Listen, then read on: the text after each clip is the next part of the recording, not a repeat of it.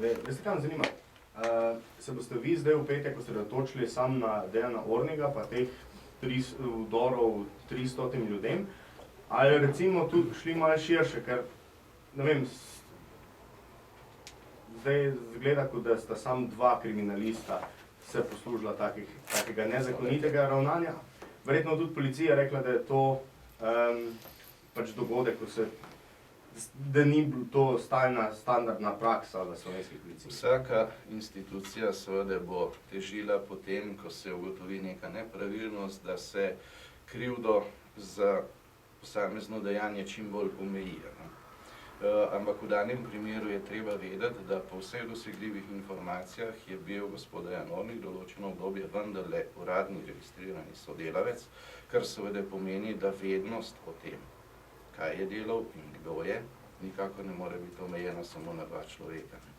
Kdo pa je vse za to vedel in kdo je za to odgovoren, naj pa pokažejo pač soočenja podatkov, primerjave, pa tudi pregled podatkov, ki so bili posredovani za nazaj v luči sedanjih, kar bomo, upam, v največji možni meri storili že v petek. Vsekakor pa se ne bomo omejili samo na to, kar je.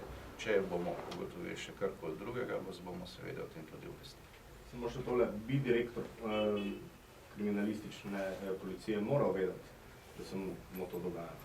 Ja, če je direktor, ki upravlja svoje delo, potem bi po vsej logiki moral vedeti.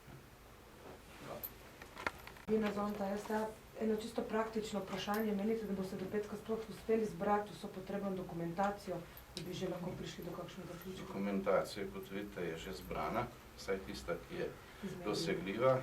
Strokovne službe mi zdajle pregledujejo vse s tem povezane, sploh s primerom Ornig, ker veste, da smo ga že obravnavali, tudi v preteklosti so ga komisije že obravnavali, pač v mogoče nekoliko drugačni zvezi.